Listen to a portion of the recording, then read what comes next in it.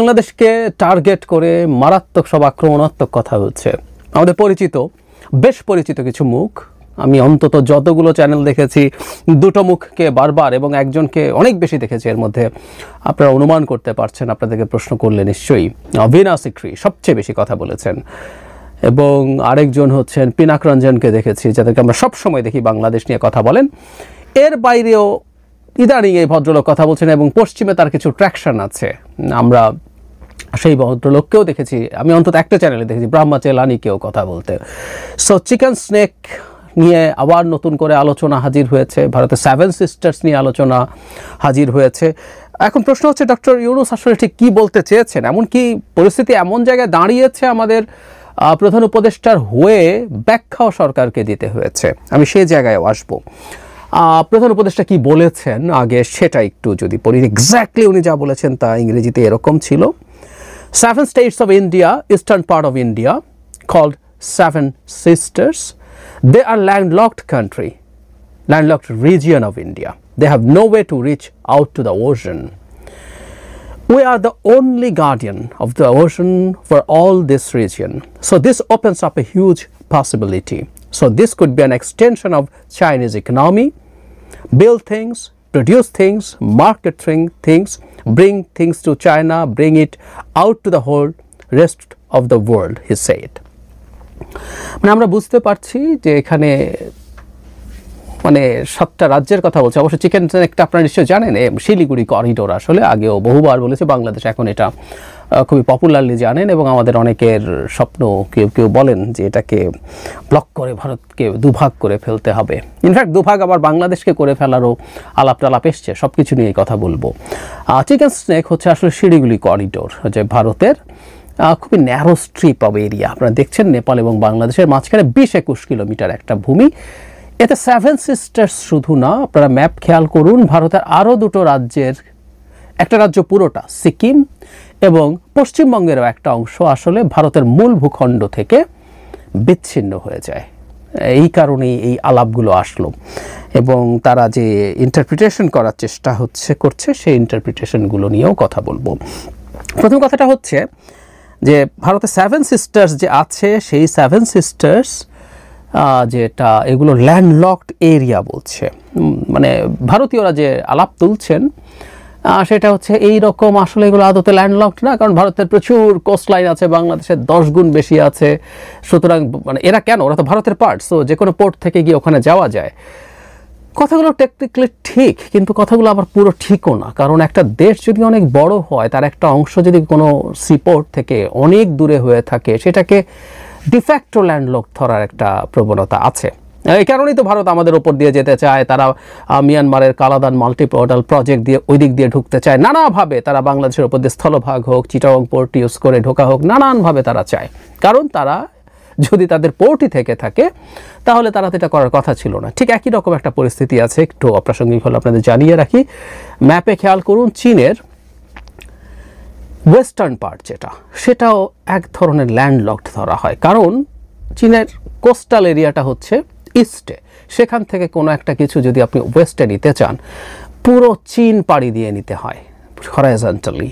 এই কারণেই দেখবেন চীনের ওয়েস্টার্ন পার্ট থেকে পাকিস্তানের যে গোয়াদার বন্দর, সেটা কাছে হয়, অনেক কাছে হয়। সেই কারণে সিনজিয়াং প্রভিন্স থেকে বিশেষ করে, সেই কারণে তারা একটা অল্টারনেটিভ রুটের জন্য শুধু না, তাদের খরচ কমানোর জন্য, মানে চীনের একটা পোর্ট থেকে পণ্য নিয়ে তার ওয়েস্টার্ন পার্টে যাওয়া, বিশেষ করে সিনজিয়াংয়ে যাওয়ার চাইতে চায়না পাকিস্তান ইকোনমিক করিডোর বা সিপিএসি দিয়ে আপনার গোয়াদার পোর্ট হয়ে চীনের ওয়েস্টার্ন পার্টে যাওয়া তুলনামূলকভাবে অনেক কম দূরত্ব হয়। সো এই প্রবণতাগুলো আছে, বিশেষ করে বড় দেশের ক্ষেত্রে এই ঘটনা ঘটে। So virtually landlocked. So Bharat এটা নিয়ে একটা কুতর্ক করছে। নাম্বার 2, সবচেয়ে বেশি এজিটেশন তৈরি হয়েছে যে জায়গাটা নিয়ে, সেটা হচ্ছে we are the only guardian of the ocean for all this region. মানে বে অফ বেঙ্গল, মানে আমরা কি সমুদ্রে, মহাসমুদ্রে যাওয়ার জন্য এটা একটা মুখ, ইন্ডিয়ান ওশেনে যাবে।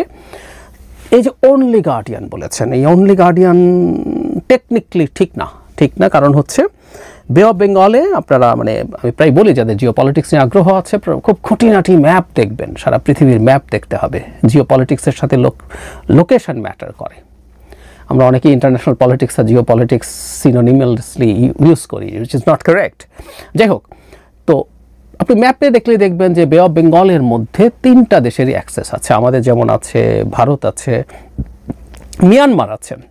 তো তিনি যখন অনলি গার্ডিয়ান বলছেন, সেটা নিয়েও তীব্র বিতর্ক তৈরি হয়েছে যিনি কেন এটা বলছেন। তারপর উনি চায়নাকে ডেকেছেন, বলা হচ্ছে এটা অনেক পসিবিলিটি আছে, চায়নার ইকোনমির এক্সটেনশন হতে পারে, ব্লা ব্লা ব্লা। তীব্র প্রতিক্রিয়া হয়েছে এবং প্রত্যেকে একটা কথাই বলার চেষ্টা করছেন ভারতে মোটা দাগে, যে ডক্টর ইউনূস আসলে ভারতের এই যে স্ট্র্যাটেজিক ভালনারেবিলিটি আছে, এই যে স্ট্র্যাটেজিক চোক পয়েন্ট আছে শিলিগুড়ি করিডোর, এটা দিয়ে ভারতকে উস্কানি দিয়েছেন। প্রায় সবাই একই রকম কথা। এর মধ্যে সরকারে মানে গুরুত্বপূর্ণ এই থিঙ্ক ট্যাঙ্ক বা সিভিল সোসাইটি মানুষের বাইরে পলিটিশিয়ানদের মধ্যে হেমন্ত বিশ্ব শর্মা, মানে আসামের মুখ্যমন্ত্রী, সেটা নিয়ে মন্তব্য করেছেন। তিনি এটা নিয়ে হালকাভাবে নেওয়া হচ্ছে না বলছেন। তিনি এই শিলিগুড়ি করিডোরকে ভালোভাবে ঠিক করার জন্য আশপাশ দিয়ে আরও রেল রোড তৈরি করতে বলছেন। তার চাইতে এক কাঠি বাড়া হচ্ছেন ত্রিপুরার এখানে মহারাজা প্রদ্যোৎ মাণিক্য। তিনি যে আলাপটা বহুদিন থেকে ভারতের অনেক জায়গায় হচ্ছে, এখন আবার শুরু হয়েছে, যে বাংলাদেশের একটা চিকেন স্নেক আছে। আমরা যদি খেয়াল করি, এইবারও এই ম্যাপটা খেয়াল করুন, এ বাংলাদেশকে ভাগ করে ফেলতে বলছে। এবং আমি ভারতের অন্তত 2জন মিলিটারি অফিসারকে টক শোতে আসতে দেখেছি যে বাংলাদেশের ভুলে যাওয়া উচিত হবে না, তারও একটা চিকেন স্নেক আছে।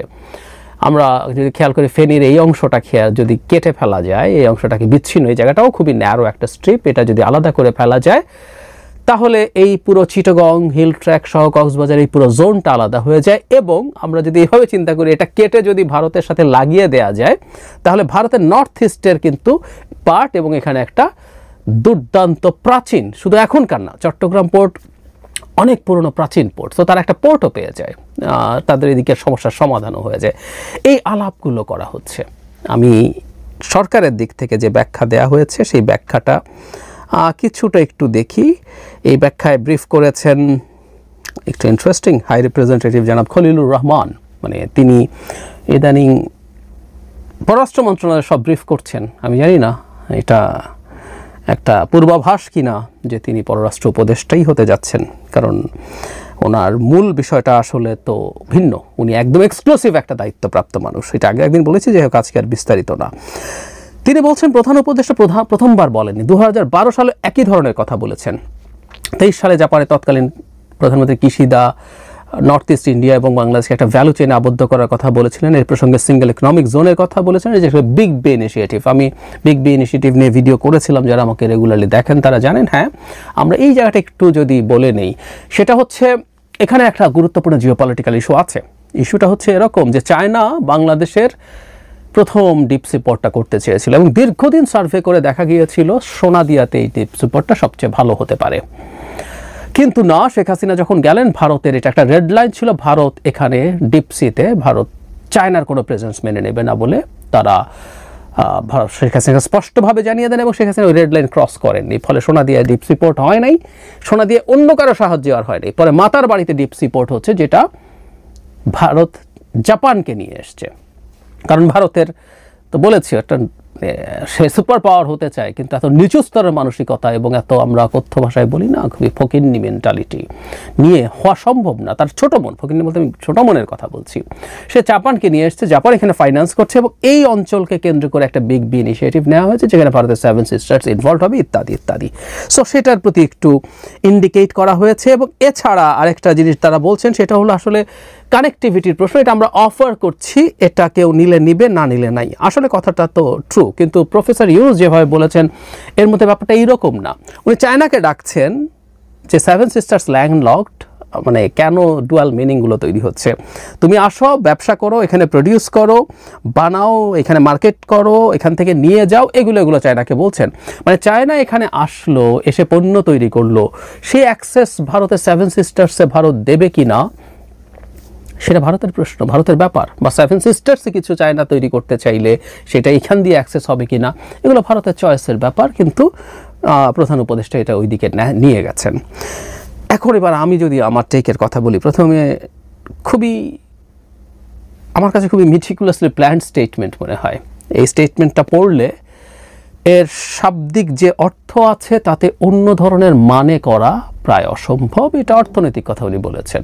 সেভেন সিস্টার্স যদি ল্যান্ডলকড হয় তাহলে তারা আমাদের পোর্ট ব্যবহার করা দরকার। চায়না যদি এদিকে মানে পণ্য তৈরি করে, সেভেন সিস্টার্স এখান থেকে প্রচুর পণ্য পাঠাতে পারবে। একই কথা তো জাপানকেও বলা হয়েছিল, জাপান একই কাজ করবে বলেছিল। এখন চায়নাকেও বাংলাদেশ আহ্বান জানাচ্ছে, বাংলাদেশ তো আরও বহুজনকে আহ্বান জানাতে পারে। ইনফ্যাক্ট মিস্টার খলিলুর রহমান একই কথা বলছেন, আমরা একজনের সাথে করা মানে আরেকজনের সাথে কিছু করতে পারবো না, নট নেসেসারিলি। অর্থনৈতিক সম্পর্ক এভাবে কাজ করে না, সেটা চায়নাকেও বলা হয়েছে। অ্যাপারেন্টলি ব্যাপারটা দেখতে এরকম দেখা যায়, কিন্তু আমি মনে করি মধ্যে হিডেন কিছু কথা আছে। সেভেন সিস্টার্স নিয়ে প্রধান উপদেষ্টা কিন্তু এবার শুধু কথা বলছেন না। আমরা কনটেক্সচুয়ালি যদি দেখি, উনি সেভেন সিস্টার্স নিয়ে 12 সাল না, উনি আরও আগেও বারবার ইনফ্যাক্ট সেভেন সিস্টার্স নিয়ে কথা বলেছেন যে ল্যান্ডলকড এবং তারা আমাদের সাথে কোলাবোরেট করেই আসলে তাদের অর্থনৈতিক উন্নতি এগিয়ে নিতে হবে। এবং শুধু সেটা না, আমি আরেকটা জিনিস একটু স্মরণ করিয়ে দিই, একটু পেছনে যাব। প্রধান উপদেষ্টা ডক্টর ইউনূস তখন প্রধান উপদেষ্টা হিসেবে ঘোষিত হয়েছেন, কিন্তু শপথ নেয়নি, তিনি প্যারিসে ছিলেন। প্যারিসে ভারতের বেশ কয়েকটা মিডিয়া তার সাথে ইন্টারভিউ নেয় এবং একটা জায়গায় একটা মিডিয়াকে উনি প্রকাশ্যে বলে ফেলেছিলেন, বাংলাদেশ যদি অস্থির হয়ে ওঠে, বাংলাদেশ যদি ডিস্টেবিলাইজ থাকে, বাংলাদেশকে যদি ডিস্টেবিলাইজ করতে চায়, এখানে যদি আনরেস্ট কেউ তৈরি করতে চায়, সেটা স্পিল ওভার সেভেন সিস্টার্সে যাবে। উনি সরাসরি এই কথা বলেছিলেন।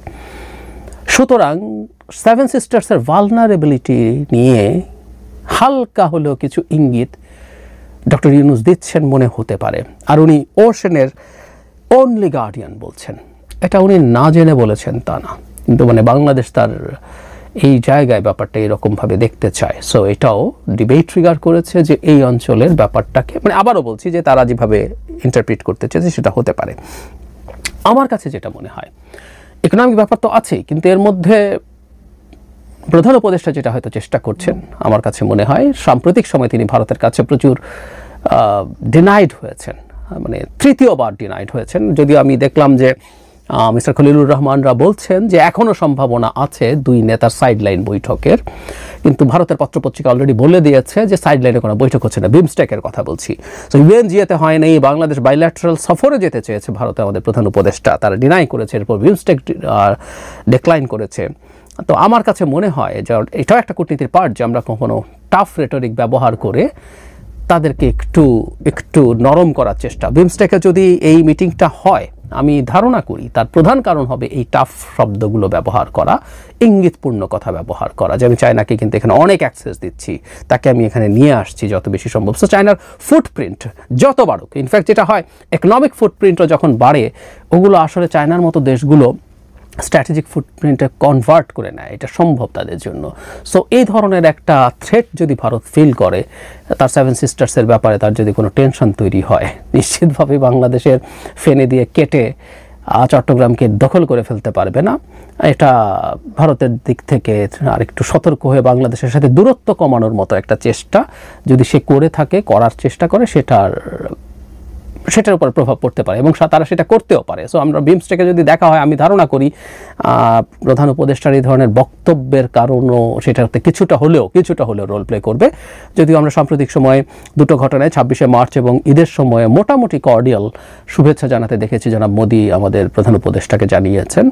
তো পরিস্থিতিটা এই, আমার মনে হয় আমাদের এবার একটু ভারতের দিক থেকে টাফ হওয়ার সময় এসছে। আমরা যথেষ্ট নরম ছিলাম, এই ধরনের বক্তব্য নিশ্চিতভাবেই বাংলাদেশ সেভেন সিস্টার্সকে আলাদা করে ফেলবে, সাথে আরও ওই দুই অংশ, পশ্চিমবঙ্গের ওই টুকরো এবং সিকিম, সেটা করতে যাচ্ছে না। কিন্তু এই আলাপগুলো তোলা, এই আলাপগুলো হওয়া অর্থনৈতিক মারপ্যাচে, সরাসরি বলা ডিজাস্টার্স। আমাদের কেউ কিন্তু সরাসরি বলেন যে আমরা ওখানে ব্লক করে দিয়ে ভারতকে আলাদা করে ফেলবো, কারণ এই তত্ত্ব অনেকেরই আছে যদি ভারতের অংশ আলাদা হয়ে যেতে পারে, তাদের যেহেতু কোনো পোর্ট নেই, তারা ল্যান্ডলক, তাদেরকে বাংলাদেশের সাথে কোলাবোরেট করতেই হবে। এইসব আলাপ কেউ করছেন, এই আলাপগুলো অপ্রয়োজনীয়। কিন্তু আমার মনে হয় যে কিছু